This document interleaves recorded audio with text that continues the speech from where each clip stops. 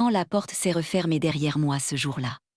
J'ai compris que je n'avais plus rien, sauf la vie qui grandissait en moi. La douleur était immense. Je pleurais jour et nuit. Je me sentais rejetée, abandonnée, brisée.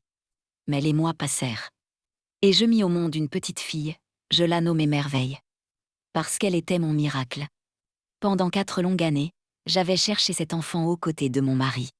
Et c'est loin de lui que Dieu m'a finalement fait ce cadeau. Ma petite Merveille devint toute ma vie, mon bonheur, ma force. Même si son père n'avait pas voulu d'elle, moi, je l'aimais pour 2. Pendant ce temps, Stella mit au monde un petit garçon. Mais très vite, l'enfant tombait souvent malade. Les examens médicaux révélèrent une incompatibilité entre ses parents, expliquant pourquoi l'enfant était fragile. Le médecin leur annonça alors une vérité difficile à entendre. Ils devaient éviter d'avoir d'autres enfants, au risque de rencontrer encore de lourdes épreuves.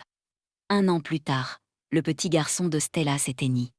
Ce jour-là, tout s'effondra. Yvan, brisé par la douleur, comprit que cette relation ne lui apporterait jamais la paix. Il décida de se séparer de Stella. Maman Gisèle, voyant son fils sans héritier, lui demanda aussitôt d'épouser une autre femme. Mais Yvan n'était plus le même homme. Il avait perdu l'envie, il avait perdu le goût de la vie. Et surtout, il commença à reprocher à sa mère de m'avoir chassé de sa vie. Il comprit trop tard que son bonheur ne dépendait pas de sa mère, mais des choix qu'il avait faits. De mon côté, après la naissance de ma fille, j'avais pris une décision importante. J'avais changé de ville, changé de travail, changé de vie. Je ne voulais plus regarder en arrière. Toute mon attention était tournée vers le bonheur de ma fille, car elle était désormais ma seule priorité. Quelques mois plus tard, le destin frappa encore. Par pure coïncidence. Je rencontrai Yvan lors du mariage d'une collègue. Je l'ignorais totalement. Mais lui, il m'observait à distance toute la soirée. Il me regardait comme on regarde un regret. Finalement, il me rejoignit dans le couloir. La voix tremblante, les yeux remplis de remords. Il me supplia de lui pardonner de revenir dans sa vie.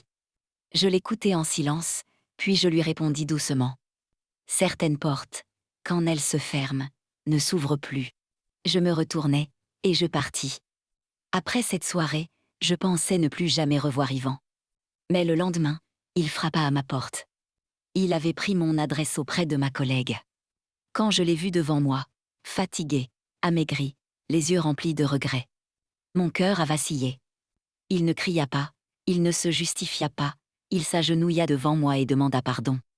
Il me parla longuement de ses erreurs, de son aveuglement, de la douleur de m'avoir perdu. Il revint plusieurs fois, jour après jour. Avec patience, avec humilité. Et malgré toutes mes blessures, malgré tout ce que j'avais traversé, je compris une chose. Il avait changé. Alors, après de longues hésitations, j'acceptai de lui pardonner. Nous décidions de recommencer. Pas comme avant, mais mieux qu'avant. Petit à petit, le bonheur retrouva sa place dans nos vies. Yvan devint un père présent pour notre fille Merveille, et un mari attentionné.